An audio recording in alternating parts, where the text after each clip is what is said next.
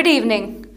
You must be the change you wish to see in the world by Mahatma Gandhi. Welcome to BMC English News Live. Myself, Marina Francis, joining you with the news updates. Today's headlines. Bahrain announces mandatory PCR test on 10th day of arrival. Active COVID-19 cases in Bahrain drop below the 1,000 mark. Bahrain has succeeded in flattening the curve of new daily COVID infections in less than 60 days. UAE announces weekly PCR test for unvaccinated students above 12 years. Bitcoin hits over 3-month high, crosses $50,000 level. News in detail. Bahrain announces mandatory PCR test on 10th day of arrival. Bahrain's Ministry of Health announced on Sunday that a mandatory COVID-19 PCR test is required to be undertaken by all travelers on the 10th day after their arrival. This decision does not extend to children aged 5 years and under. Appointments can be booked through the Be Aware app on the 7th day after arrival. The test costs paid on the day of arrival include the test on the 10th day. Children join vaccination drive in Bahrain. Vaccination centers across Bahrain witnessed a large turnout of children aged 3 to 11 to get inoculated against the coronavirus, said the Health Ministry yesterday. This follows the ministry opening registration for Sinopharm vaccine to be administered to children aged 3 to 11 who suffer from underlying health conditions and for all the children in the 12 to 17 age group last week. Team Women Across a Healthy Basket of Goodness distributed 100 baskets of fruits to women as part of its Onam celebrations and summer drive on Saturday, August 21st. The team, in its efforts, supported both expat and Bahraini women as they gifted the baskets of fruits to needy expat women, while a part of the baskets were purchased from Bahraini women in Karbabad village. Co-founder Sumitra Praveen said that the fruits were given by an expat businessman and was also supported by a prominent Bahraini woman who funded for the project. She also mentioned Abu Hilal, a basket weaver in Karbabad, who helped get the baskets from the women. Shifa Al Jazeera Medical Center donated water bottles for the project as well. Team member Anupama Binu said they decided to give fruits as it was a healthy option in summer and the recipients were expat women, mostly domestic workers struggling without jobs. This also helped Bahraini women weavers, most of them elderly, who were finding it difficult to sell their crafts amidst the pandemic.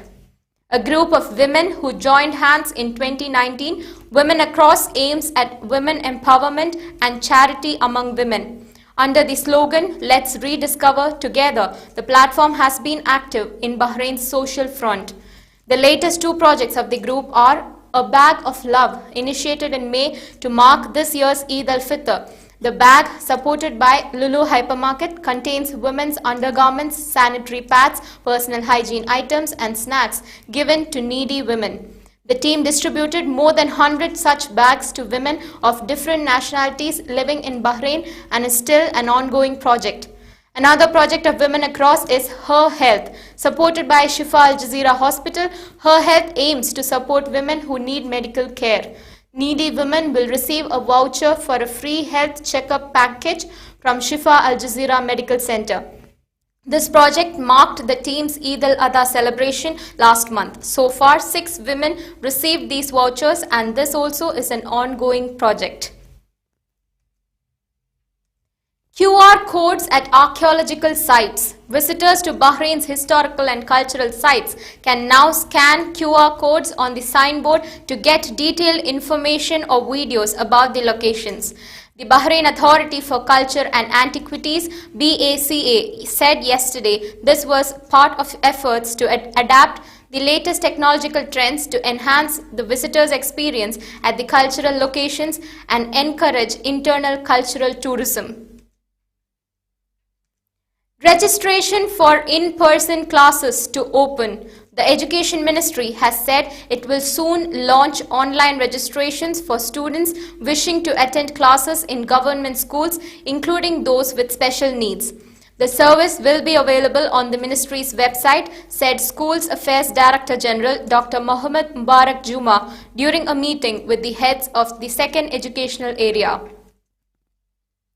120 tons of goods imported for Onam. More than 120 tons of fruit, vegetables and flowers were imported in the past week in Bahrain to help the Indian community celebrate Onam, the harvest festival of Kerala.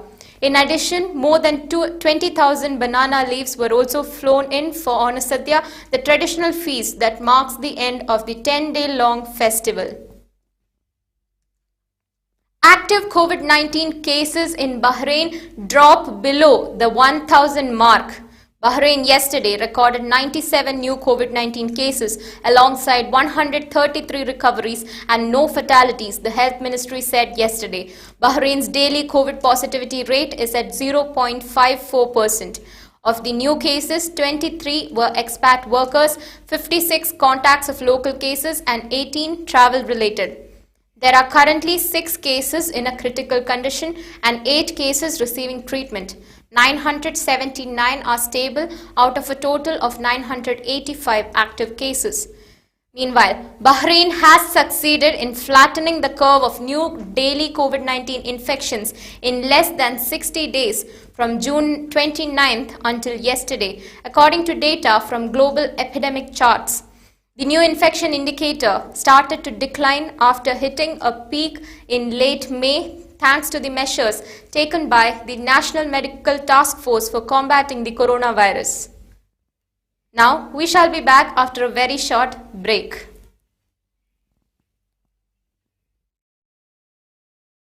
All your favorite products under one roof in Bahrain at 27-year-old Megamart and Macromart.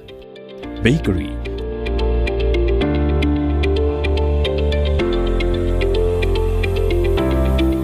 fresh meat and fish,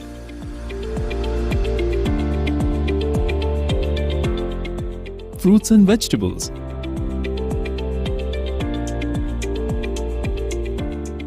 sweets and snacks, ready-to-eat foods, dairy products, grocery or consumer goods. To have a wonderful shopping experience, please visit your nearest Megamart Macromart branch. Megamart and Macromart, full of goodness.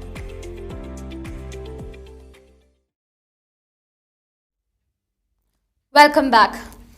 UAE announces weekly PCR test for unvaccinated students about 12 years. Students aged 12 and above who are not vaccinated against COVID-19 will need to take a PCR test every week for in-person learning, it was announced on Sunday. Vaccinated students aged 12 and above and unvaccinated ones under 12 will need to undergo a PCR test every month. These came as authorities in the UAE announced a COVID-19 vaccination and PCR testing protocol for students of schools and colleges. The protocol will be implemented after a grace period of 30 days from the first academic day. Saudi administers more than 34 million COVID-19 vaccine doses. Saudi Arabia has administered more than 34 million COVID-19 vaccine doses, including 21.3 million first doses and 13 million second doses, according to the Health Ministry. The ministry added more than 1.6 million senior citizens have been inoculated. It said that more than 334,000 vaccine doses were administered in the past 24 hours, though more than 587 vaccination centers across the country.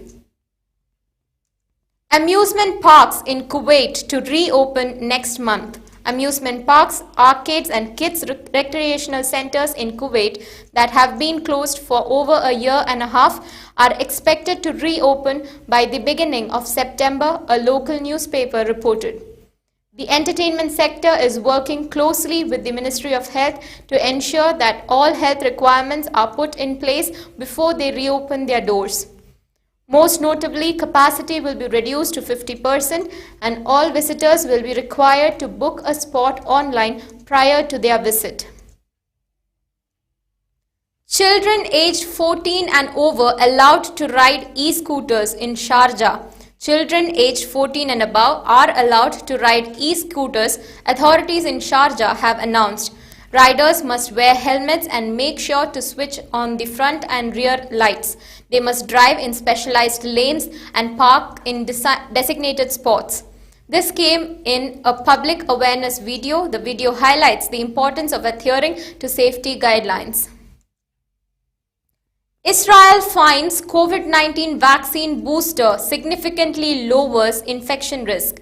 A third dose of Pfizer's COVID-19 vaccine has significantly improved protection from infection and serious illness among people aged 60 and older in Israel compared with those who received 2 shots, findings published by the Health Ministry showed on Sunday. The data were presented at a meeting of a ministry panel of vaccination experts on Thursday and uploaded to its website on Sunday, though the full details of the study were not released. The findings were on par with separate statistics reported last week by Israel's Maccabi Health Center provider, one of several organizations administering booster shots to try to curb the Delta coronavirus variant. 22 people dead and many missing after 17 inches of rain in Tennessee. At least 22 people were killed and rescue crews searched desperately on Sunday amid shattered homes and tangled debris for dozens of people still missing after record-breaking rain sent floodwaters surging through Middle Tennessee. Saturday's flooding in rural areas took out roads, cell phone towers and telephone lines, leaving families uncertain about whether their loved ones survived the unprecedented deluge. Many of the missing live in the neighborhoods where the water rose the fastest, said Humphreys County Sheriff Chris Davis, who confirmed that 22 fatalities in his county. Bitcoin hits over 3-month high, crosses $50,000 level. Bitcoin crossed the $50,000 level again on Monday morning, hitting over a 3-month high as adoption of cryptocurrencies surged recently. According to CoinMarketCap.com, the digital currency was trading at $50,114.28, up 1.86% at 10:50 a.m. UAE time. Asia stocks stagger up from lows and oil bounces. Asian shares and oil prices bounced on Monday as a wave of bargain hunting swept beaten down markets, and China reported no new locally acquired COVID-19 cases for the first time since July. A raft of flash manufacturing surveys for August out on Monday will offer an early indication of how global growth is faring in the face of the Delta variant, with analysts expecting some slippage, especially in Asia. Global dividends to near pre-pandemic levels in 2021. Global dividends are forecast to rise to $1.39 trillion this year, up slightly from a previous estimate to reflect a stronger than expected recovery in the company payouts, Janus Henderson said in a report published on Monday.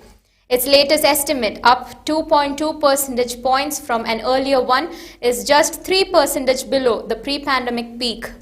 Dividends, a company's payout to shareholders slumped last year against the backdrop of the COVID-19 crisis as regulatory constraints and government pressures to restrict payments weighed.